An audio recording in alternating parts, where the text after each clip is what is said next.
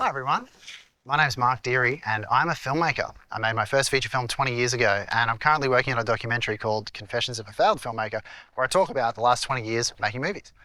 And I came up with this thing as I do it that I'm going to do 100 YouTube videos in 100 days. I'm on leave from work, so today's my 16th video. And I'm going to follow on from the last video that I made.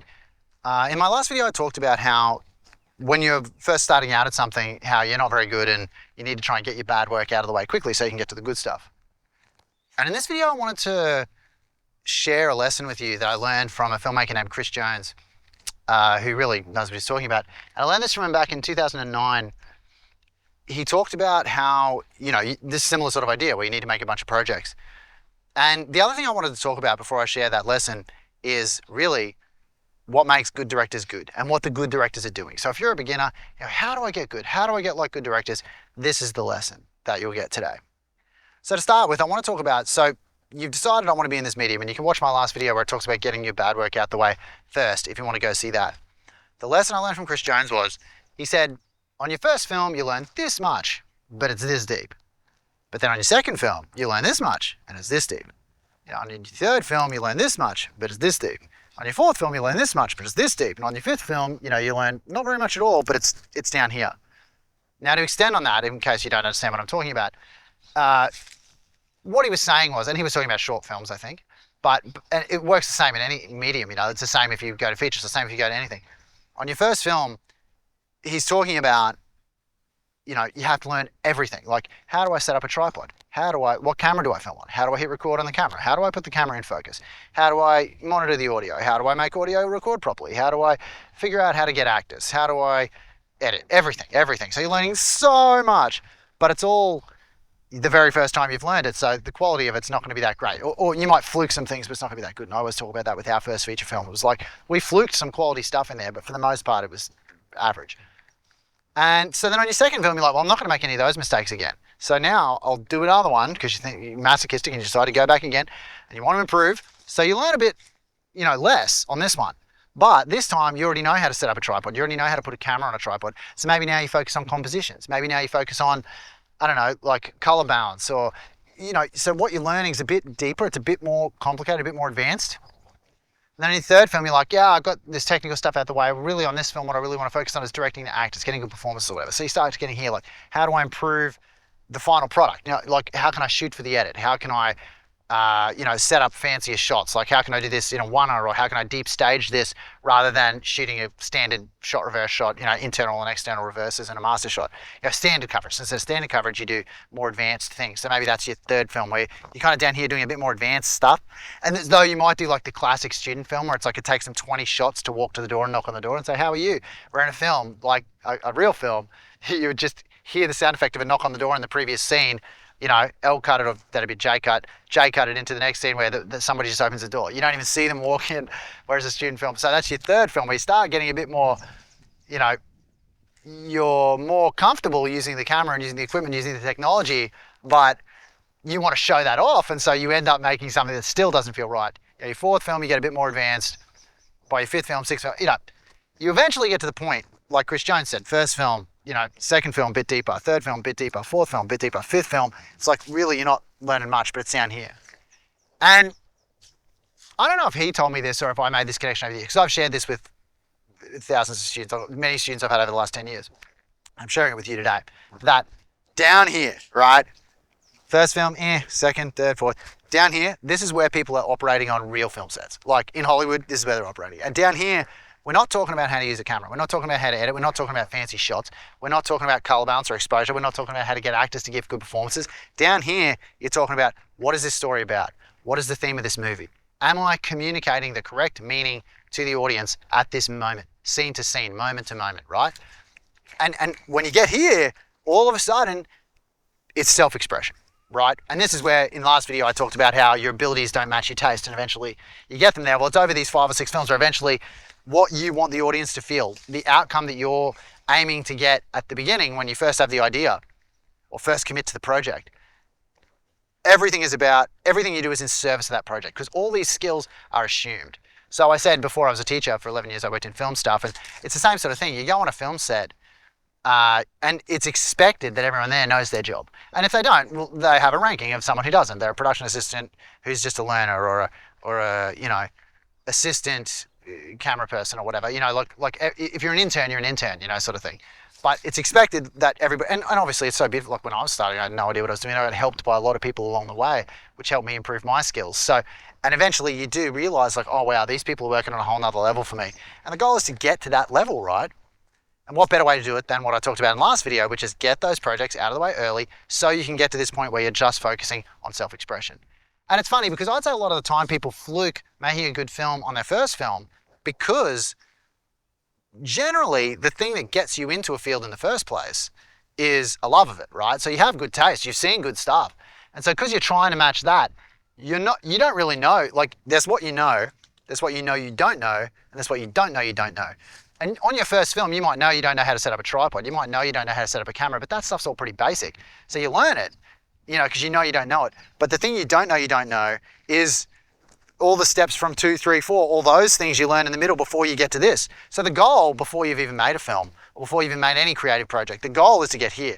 In my last video, I talked about dance, and I know nothing about dance. So I'm like, when you're first starting, you must have to learn how to move your body, right? How to stretch and stuff. Everyone's got to learn that. How do you dance to the rhythm until you hear rhythm or whatever? But you've seen good dancers, you know how you want to hip hop dance. I can't dance, but you want to be here, but you have to learn all these things in the middle before you can get to here. So it's kind of a long journey to get to the point where you're just using a medium of art for self-expression. And that's where you want to be, right? So if you want to be like Steven Spielberg, or all the good directors, you first have to learn all the technical stuff. You have to make those films, fail early, like I said in the last video, and then you get here and that's all you want to think about. I think where I made this connection, if it wasn't Chris Jones who told me, because I think he was just saying each film, you're not learning as much, but you're getting better. You're getting more advanced, is what he was saying. But I was listening to some podcast back in like 2011 or 12, and it was a podcast where they interviewed directors, right? And it's the only time I've ever really spent a lot of time listening to other directors talk. I was always kind of more interested in making things, or like looking at their work and learning from their work. But in this video, the guy would interview them and he'd say, oh, so why did you decide to use this camera? And they'd be like, well, that camera just serves a story. They would always bring it back to the story. Like, why did you choose this? Like, why did you decide to make a movie about, I don't know, swamp monsters? They're like, well, actually, when I was a kid, I was certain that there was a swamp monster in my yard. And so it's like, they're thinking about when they were a kid, they're thinking about how they can capture the feeling of being a kid thinking there's a swamp monster when there's not. But what if there is a swamp monster? Like, they're focused on the idea, the theme, the meaning, right? And even when people would ask them technical questions like, oh, you've color graded this movie to be really blue. They're like, well, the colorist thought that'd be a good idea because everybody was just trying to make it as dreamlike as possible. And the lighting in dreams is usually more blue. The association with night is more blue than it is, orange or teal or whatever. Like a teal is kind of blue, I guess. But you know what I'm saying? Like so instead of going teal skin color, they went to more blue. I don't know. My point is they're talking about ideas. They're talking about anything that services what got them into it in the first place. What got them into it? Self-expression. That director wanted to just, express themselves, the feeling of being a kid, being scared of a monster. And it's like, I guess, like Steven Spielberg talked about when he made, this is a bad example because I'm not referring to a specific interview, but why did he make Schindler's List? Well, because of him not understanding his Jewish heritage as much as he could, I think. I heard that somewhere. But regardless, he was exploring his own heritage, right? And, why do you make any movie? Well, sometimes you're like, I just want to do something fun. And that's fine as well. But it's like every decision you make is in service of fun. It's not, how will I put the tripod up to make this fun? No, it's how will I put the tripod up? It's, if we frame this like this, will that be funner or will this be fun? I don't know, So yeah, so the goal is make a bunch of films, like I said in my last film, with the goal of getting to the point of self-expression. And this is what I always said to my students, and some of them do and some of them don't. And a lot of them in their first film, like I say, they have good self-expression, but then they start going, oh, but the shots look bad, or the editing isn't good, or the whatever. But the essence is there, It's like, guys, just once you learn that technical stuff, it's almost like you've come full circle, and now you're just expressing yourself. The medium is out of the way, and this is just the medium you've decided to express yourself in. And honestly, I think that should be the goal of every filmmaker, is to get to that point where when you make something, it's just you expressing it. And after that, then you start talking about other problems like money. Like, oh, to realize my vision for this, I need 200 extras. What if you can't get 200 extras now? It's creative problem solving. And creative problem solving to me is the funnest part of the whole process, right? So, embrace that. Don't be like, oh, I can't get money, I won't shoot it. Oh, I can't get that actor I need, I won't shoot it. Just make it. But again, like I said in a different video, you don't want to be making low quality things. You always want to be learning or improving or expressing an important idea, right? And if you can't express this idea right now, and you absolutely can't, you've thought about it and tried to fix it, well, express a different idea right now, keep that on the back burner, or just let that idea go. And someone who has the resources and has the money and, might get that idea, but you can move on to other ideas. But I mean, being a human, right? Being a human, existing, it's all just about trying to figure out why we're here. And I think all art is that. Just trying to pin down a feeling or pin down what an experience was, or like just try to understand, like, we're all alive, what's important and what's not. And I think when you get to this area, when you understand all those fundamentals, that's when you get into the good stuff. And out of all the videos I make, I mean, this is probably badly made because I'm still a total beginner. Like I said, this is only my 16th video out of 100 that I'm going to do. But yeah, I think this is probably the most important idea I'll talk about in terms of filmmaking specifically, but I mean all art probably, but I know about it in terms of film, is that you want to get to the point where you're just expressing yourself.